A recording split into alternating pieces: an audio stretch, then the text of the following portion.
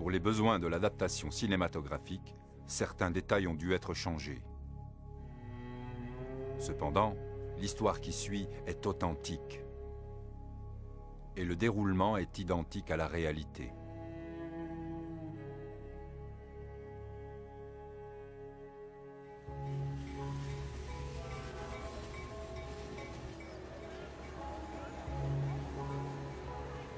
Ici, dans tous les voyages, nous faisons plusieurs arrêts en cours de route.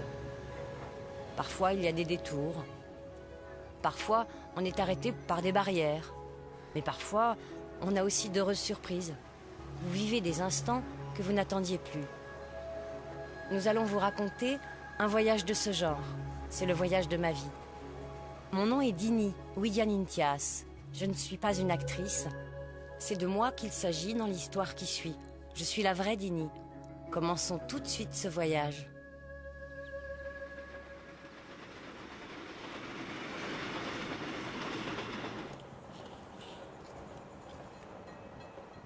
Tu as vu? Je faisais un voyage d'affaires. J'étais sur l'express Jakarta-Yogyakarta. Quand soudain, le train s'arrêta à l'improviste.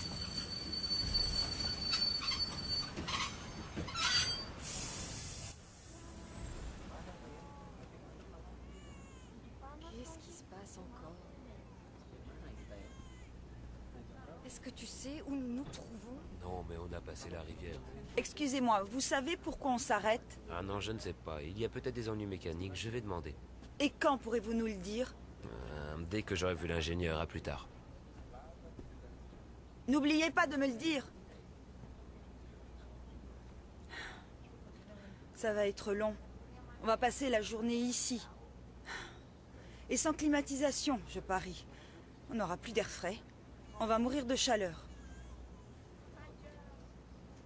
Qu'avez-vous aperçu?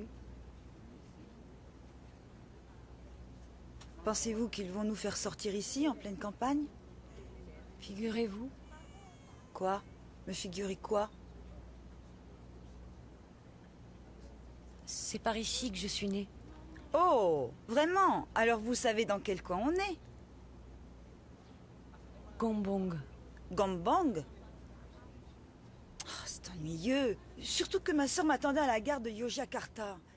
À quelle heure on sera là? Si on y arrive. Où est passé ce contrôleur?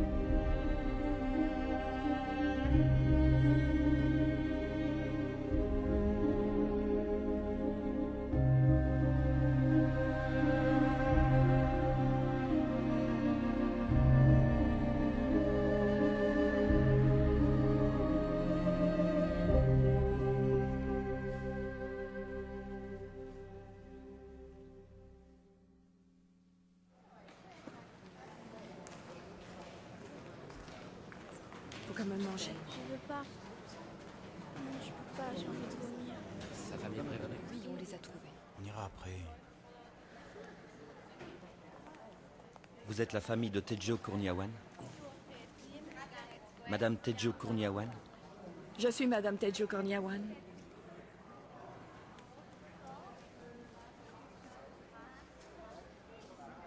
Votre mari a fait un infarctus. Un infarctus? C'est pas possible. Je comprends votre douleur, mais le rapport d'analyse de notre labo indique qu'il souffrait de diarrhée et de vomissements. Nous n'arrivions pas à comprendre ce qui s'était passé. Mon père semblait en pleine forme, et l'instant d'après, il était gravement malade. Et le médecin nous apprenait qu'il était mort d'un infarctus. Il était mort juste comme ça, comme s'il avait été foudroyé par un éclair. Moi aussi, j'étais foudroyée par cette nouvelle. Nous avons fait tout ce que nous avons pu pour sauver M. Kourniawan, hélas. Sans succès. Croyez-le, je suis désolé. C'est pas vrai. C'est pas possible. Quel malheur. Que vais-je devenir? Que deviendra mon bébé? Je suis de tout cœur avec vous, madame. Je suis navré.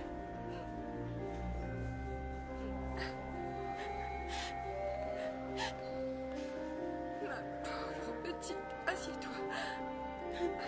Maman, c'est pas juste. Je peux pas accepter sa mort, je peux pas.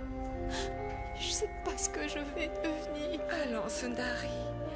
Ça va aller. Ça m'étonnerait. Allons. J'ai Calme-toi. quelque chose de très grave à t'avouer. Tout va s'arranger. Mon père avait pris comme maîtresse ma tante Sundari, la sœur de ma mère.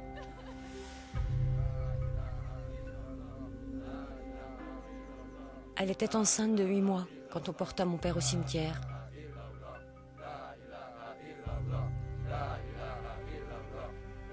Mais pour moi, le pire, c'était que ma mère aussi était enceinte. J'étais anéantie, je savais pas quoi faire. Je n'avais personne vers qui me tourner. J'avais toujours considéré mon père comme un héros.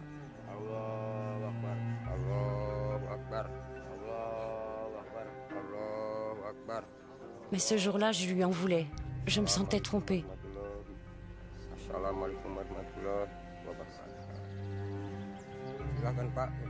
Je partageais les craintes de ma mère sur l'avenir de notre famille. Mesdames et messieurs, assalamu alaikum, que la paix soit avec vous tous. J'avais 12 ans. J'étais l'aînée de 5 enfants et bientôt 6, puisque ma mère était à nouveau enceinte. Nous sommes réunis ici aujourd'hui. Ma mère parce n'avait que jamais mon frère travaillé Joe hors de la décède. maison. Paix à son âme. Comment allions-nous pouvoir vivre? Mesdames et messieurs, s'il a fait du mal pendant sa vie, j'espère que vous me pardonnerez. Je prendrai la responsabilité de tout ce qu'il a pu faire. Amen. Wassalamu alaikum, que Dieu vous bénisse et vous soit miséricordieux.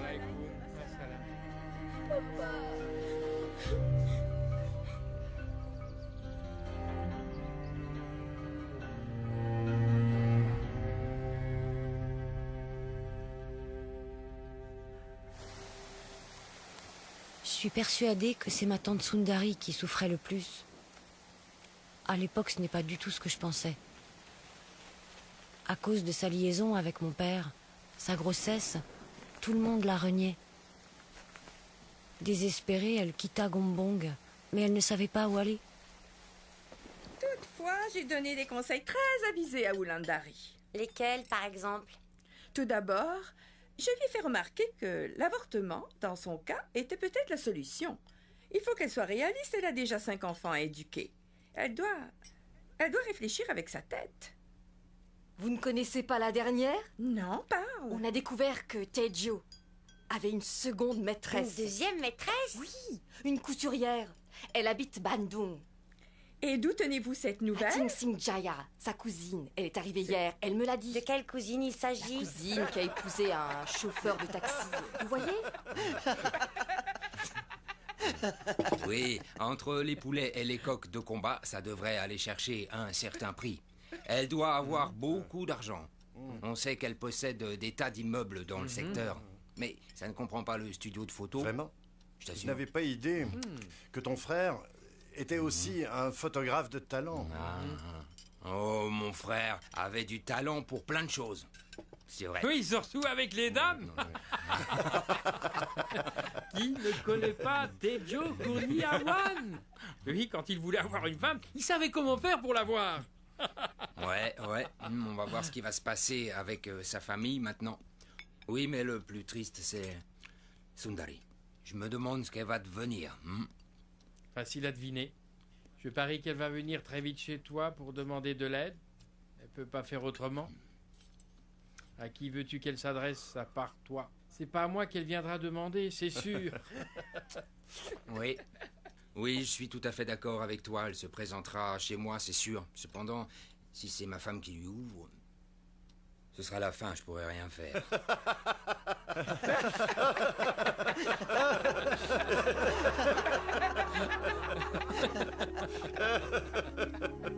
Les seules personnes sur lesquelles nous comptions vraiment pour nous aider se moquaient de nous et ce qu'ils disaient nous brisait le cœur. Tout s'écroulait autour de moi, je savais pas quoi faire. Je sentais au fond de moi que seul Dieu pouvait nous aider. Mais à ce moment-là, vous n'étiez qu'une enfant. Oui, je suis jamais revenue dans ce champ. Et puis enfin, la petite pension due à papa arriva. On a déménagé à Semarang. Ma mère avait ouvert une petite épicerie juste à côté de la maison dans l'espoir de gagner un peu d'argent. Mais elle n'arrivait toujours pas à joindre les deux bouts. Après un certain temps, elle décida de donner en adoption 2 de mes sœurs et un de mes frères.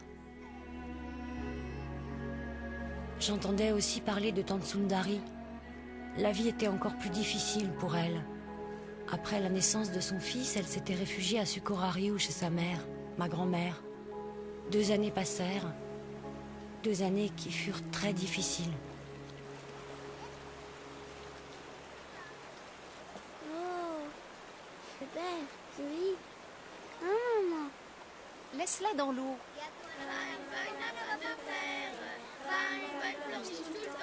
C'est pas vrai, arrêtez.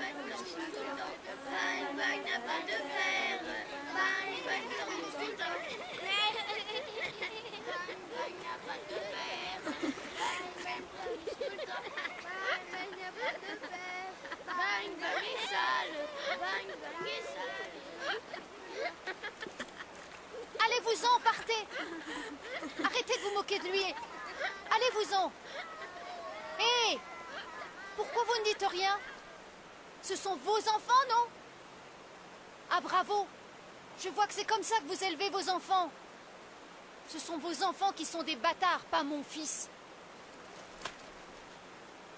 Hé, c'est toi la seule responsable des problèmes que tu as, alors n'accuse pas les autres.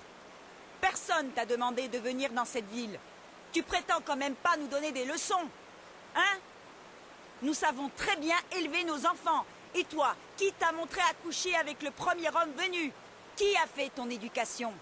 Nous, pour faire des enfants, on a attendu d'être mariés. Toi, tu sais même pas qui est le père. J'en suis certaine. Tu sais même pas qui est le père de ton fils.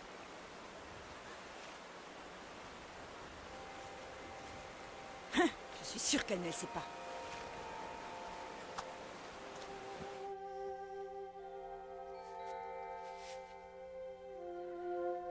Tante Sundari décida de quitter Sukorariu avec Bambang. Comme elle n'avait nulle part où aller, elle est arrivée chez nous à Semarang. Je voulais pas qu'elle reste avec nous, mais ma mère, devant les supplications de sa sœur, accepta qu'elle vive sous notre toit. J'étais contre, car je trouvais que nous avions suffisamment d'ennuis comme ça.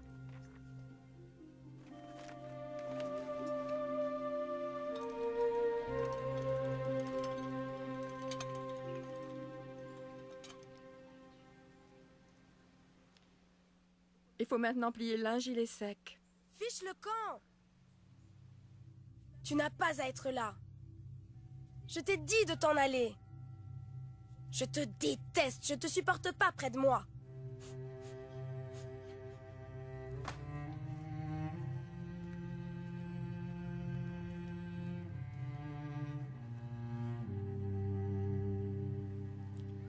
Remplis de nouveau le seau.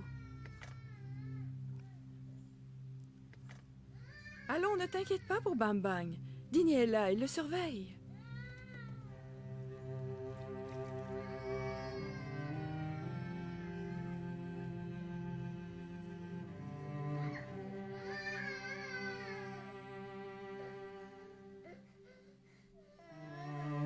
Allons, mon chéri, allons, oui.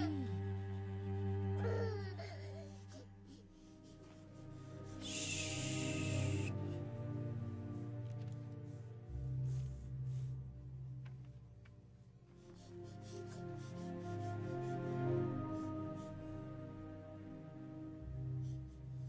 Comment oses-tu lire mon journal? De quel droit tu te permets de le lire? Faut me le rendre. Apporte-le-moi.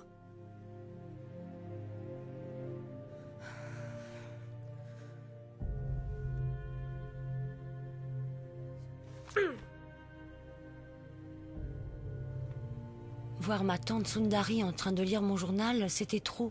J'étais très en colère. J'avais écrit des choses très cruelles à son sujet et au sujet de son fils, mais c'était la vérité. En tout cas, à ce moment-là, je pensais que ça l'était. J'ai dit à ma mère que je ne pourrais jamais supporter de vivre avec eux et qu'elle devait choisir entre eux et moi.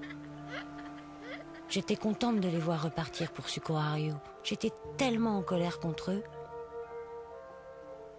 La vie continua. Je pensais plus à eux. J'étais en paix.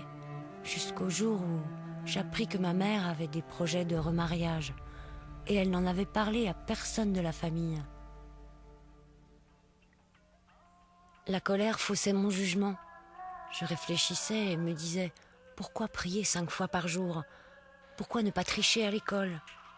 Pourquoi ne pas faire tout ce que je veux? Puisque de toute façon, je n'irai pas au ciel, car je ne peux pas pardonner à ma mère. La colère m'aveuglait à tel point que je finis par conclure que la religion ne m'intéressait plus. Je n'en avais rien à faire d'être poli ou bien éduqué. Je voulais être libre. Je voulais faire ce que j'avais décidé. Et je pris la résolution de ne rien laisser se mettre en travers de mon chemin, même la religion. Et une bonne note en mathématiques. Oui, on l'a échappé belle. Tu as vu les autres notes? Combien de points tu as eu? Le minimum. Elle nous a tous invités chez elle. J'ai commencé à me révolter contre tous les règlements. C'était ma première année de lycée. J'agissais en effet comme bon me semblait. Mais certains événements m'ont beaucoup marqué. Comme le jour où une de mes amies s'est retrouvée couchée sur le sol, dans une mare de sang. Elle venait de faire une fausse couche. Ou un autre de mes amis qui s'est fait arrêter par la police et emprisonné pour vol. J'ai commencé à me demander, est-ce le genre de vie que je veux réellement?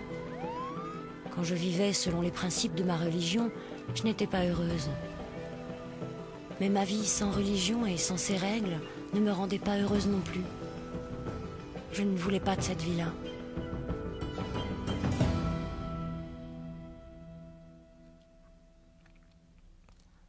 Le Ramadan arriva et je me suis tournée de nouveau vers ma religion. Je me suis remise à prier. J'ai lu les livres religieux. J'ai lu le Coran. Je ressentais sincèrement le désir profond de me rapprocher de Dieu. J'avais besoin de la paix qu'il pouvait m'apporter. Je cherchais cette paix.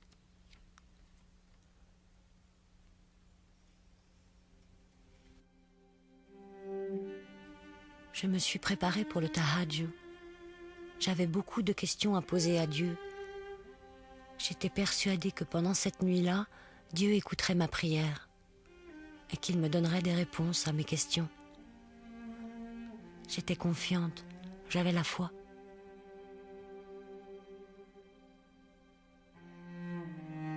Allahu Akbar.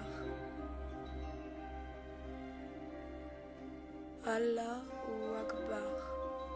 Je priais en récitant les versets que je connaissais par cœur. Assalam alaikum wa rahmatullah. Assalam alaikum wa rahmatullah. J'avais réellement le cœur brisé. Je suppliais Dieu de me répondre. Oh Allah, tu sais que tout au fond de mon cœur, c'est à toi que je veux plaire et rien n'est plus important pour moi. Je te suivrai là où tu iras, alors montre-moi le sentier où je dois aller. Réponds-moi, je n'en peux plus. Je t'en prie.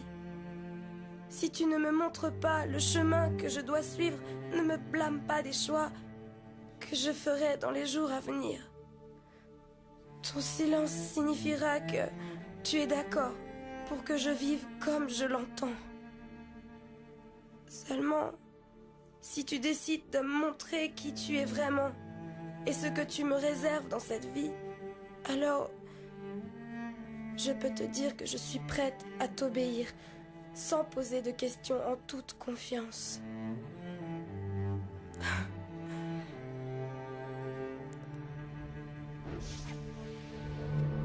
À cet instant, une lumière très vive apparut devant moi. Elle prit la forme d'une silhouette, un homme vêtu d'une robe blanche. Je ne pouvais pas distinguer les traits de son visage, mais sa présence était empreinte de calme et de sérénité. Soudain, sans savoir comment, j'ai compris que j'étais devant Aïza. Il m'a dit « Suis-moi ». Dini, viens Dini, suis-moi. J'étais très perplexe. Je me disais « Je suis musulmane. Comment puis-je te suivre ? Tu es celui qu'on appelle le Dieu des chrétiens, le Dieu des infidèles, ceux qui ne connaissent pas Allah. » Il attendait que je vienne à lui. Mon visage ruisselait de larmes et j'ai fini par lui dire « Oh Dieu, si c'est le chemin de la vérité, alors je veux bien te suivre. » Je ressentais en moi une paix jusqu'alors inconnue.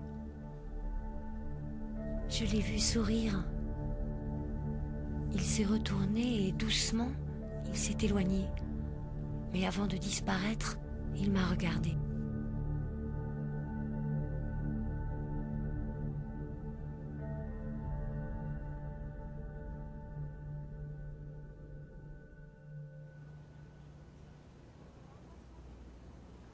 J'espère que vous n'êtes pas offensé par mon récit. Ce qui s'est vraiment passé, je l'ignore. Mais en tout cas, ça vous a marqué profondément. Je ne serai jamais la même, c'est sûr. Il n'y a pas un jour où je ne pense pas à ce que j'ai vu. Je comprends ça. Et ensuite, que s'est-il passé? Je me suis mise à chercher un chrétien. Je n'en connaissais aucun dans mon village. Mais je savais qu'une famille chrétienne vivait dans un village voisin. Et j'y suis allée. Mais ils avaient peur au tout début car je demandais une Bible. Et puis ils me l'ont donnée. Je me suis mise à en lire quelques pages tous les soirs. Évidemment, je ne disais rien à ma mère, je lisais en cachette. Mais elle a fini par découvrir ce que je faisais la nuit. Oui, une maman le sait quand son enfant a des secrets. Que s'est-il passé ensuite? Elle a vraiment tout fait pour que je change. Elle a pleuré, s'est posé des questions. Elle se disait qu'elle était une mauvaise mère et que tout ce qui arrivait était de sa faute et que son mariage était la cause et que je faisais ça pour me venger. Et les autres, qu'est-ce qu'ils ont dit?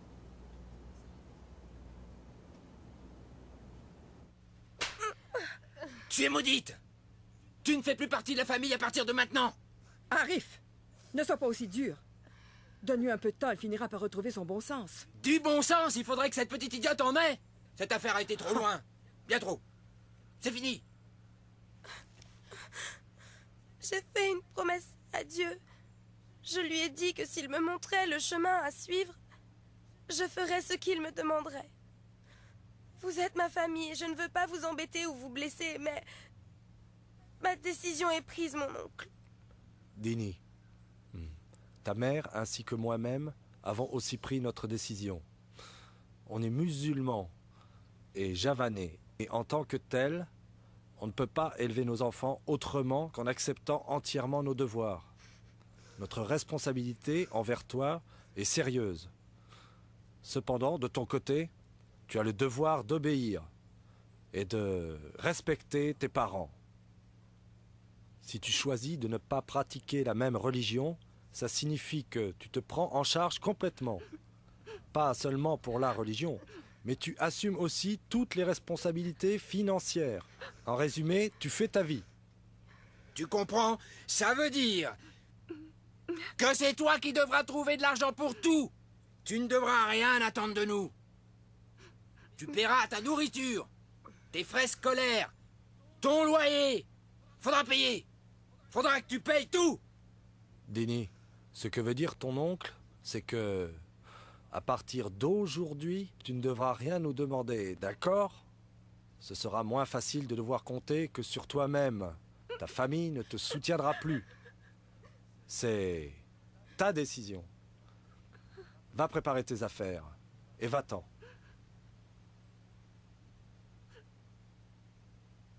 Fais vite.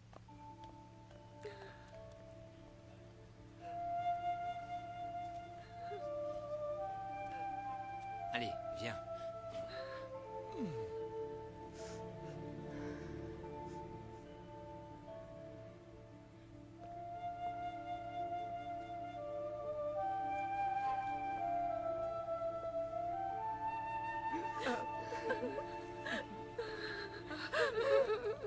Je ne sais pas comment j'ai trouvé la force, mais j'ai quitté la maison et je me suis installée dans une autre ville appelée Solo.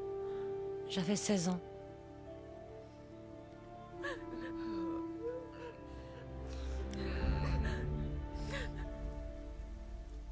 J'ai loué une chambre et j'ai trouvé une école où j'ai pu reprendre mes cours. Je voulais devenir assistante sociale. J'avais déjà fait 1 an d'études à Semarang. L'administration de l'école à Solo m'accepta sans poser de questions. J'ai trouvé un travail d'étudiant. J'allais travailler après les heures de cours et j'ai réussi à m'en sortir. Je me disais aussi que je pouvais toujours demander de l'aide à ma grand-mère.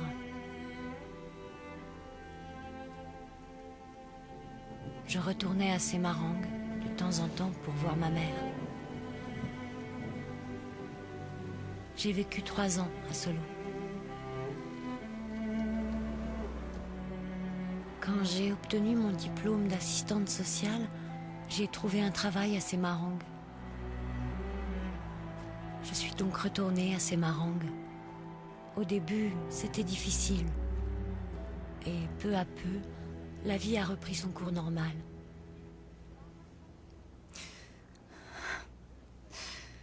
Quel soulagement ça a dû être. Toutes ces peines doivent être oubliées. J'imagine que votre famille a eu du mal à vous pardonner. En fait, celle qui a eu le plus de mal à pardonner, c'est moi-même, je l'avoue. Ce fut très dur. Je croyais que tous les chrétiens arrivaient à pardonner plus facilement. Oui, c'est vrai. Mais la distance entre les deux était très longue. Entre ici et puis ici.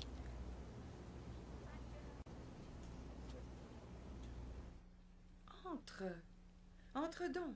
Assieds-toi. Non, non, ça va. Tu as l'air épuisée. Non, je suis surtout inquiète. Au sujet de Bam Bang? Oui, je croyais qu'en revenant habiter ici, Bang Bang changerait. Si tu le voyais maintenant, il reste assis des heures enfermé dans sa chambre où il flâne dans les rues. C'est mauvais, il faut qu'il trouve un travail. Oui, ça je le sais. Mais il n'a pas de formation et il ne trouve pas. Il ne sait rien faire. Tu sais bien qu'il n'a pas étudié, on n'en avait pas les moyens. Ça va aller, il va trouver quelque chose, c'est sûr. Viens, je vais te donner le plat que j'ai fait pour toi et pour Bam Bang.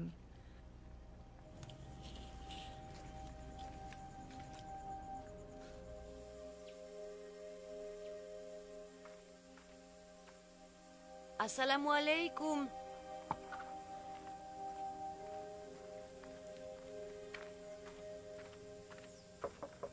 Assalamu alaikum. Wa alaykoum assalam. Bonjour, je suis Dini. Tu es Dini? Oui, je suis Dini. Ta mère est à la maison? Elle est là.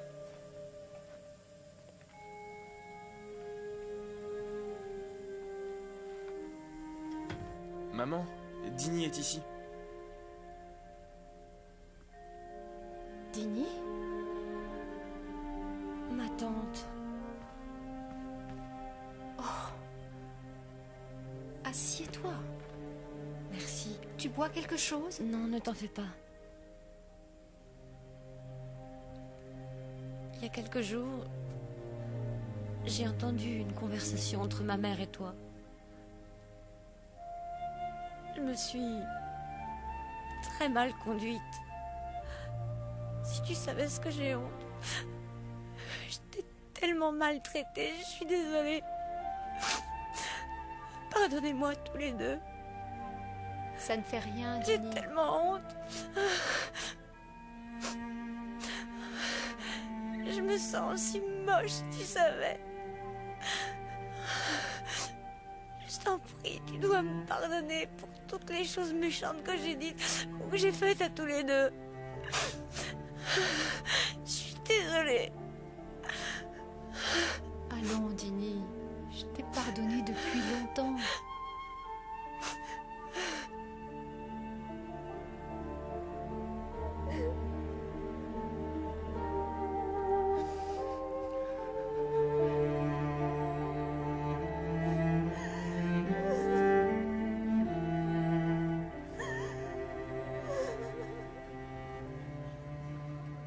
J'ai emmené Bang Bang à Jakarta.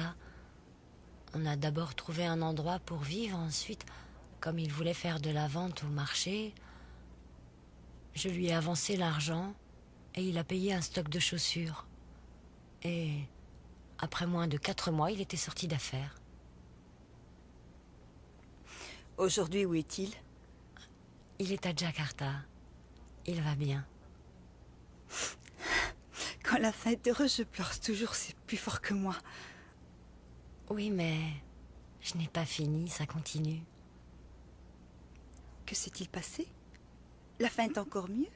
Oui, une fin très heureuse. Il y avait une personne à qui je n'avais pas pardonné encore. Oui, ton oncle, celui qui t'a giflé. Si j'avais été là, il n'aurait pas levé la main sur toi. Non, lui, je lui avais pardonné depuis longtemps. C'est à mon père que je devais pardonner encore. Ton père? Mais il est mort quand tu étais une petite fille. En effet. Il m'a quittée, me laissant confuse et perplexe devant tant de questions. Et pleine d'amertume devant ses actions. Il m'a laissée avec des soucis trop graves pour une enfant. Mais tu lui as quand même pardonné depuis sa mort, non? Tu l'as pardonné il y a longtemps. Je viens de le faire.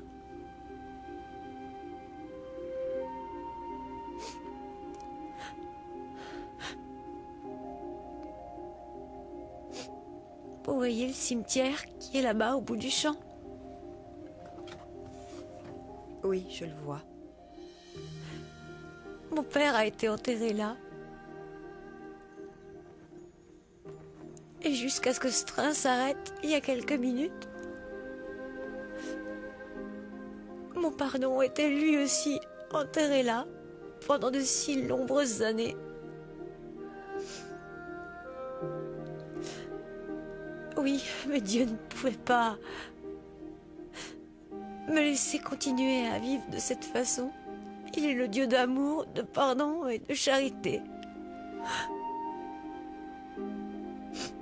Il nous apprend que si nous voulons que nos fautes soient pardonnées, nous devons d'abord accorder notre pardon à ceux qui nous ont fait souffrir.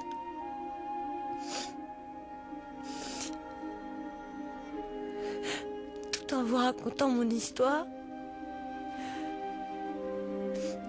je me suis souvenu que mon père m'avait toujours montré qu'il m'aimait vraiment. Et moi aussi, je l'aimais profondément. On a passé de bons moments, vous savez. Et c'est ça que je dois me souvenir, que de ça. C'est comme si Dieu avait fait arrêter le train, uniquement pour toi. Oui, c'est aussi ce que je me disais. En réalité, c'est comme si tu connaissais Dieu intimement, comme si Dieu était un ami proche. Cette fois où il est venu à moi, il m'a dit de le suivre. Pour être franche, je n'ai pas toujours su où il m'emmenait, en fait.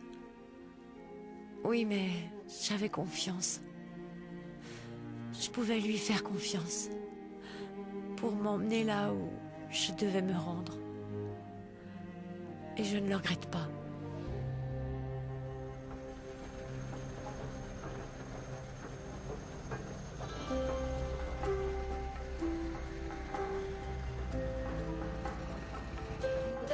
On dirait que le train avance.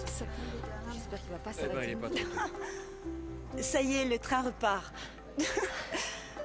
Oui. Le train avance. Oui. On repart. Et l'air climatisé a fonctionné. Ils n'ont pas arrêté. Peut-être que ton histoire finit ici. Qui sait? Moi, je pense au contraire qu'elle commence. J'espère qu'elle se terminera dans le bonheur. Ça, ma chère, ce sera à vous seul de me le dire.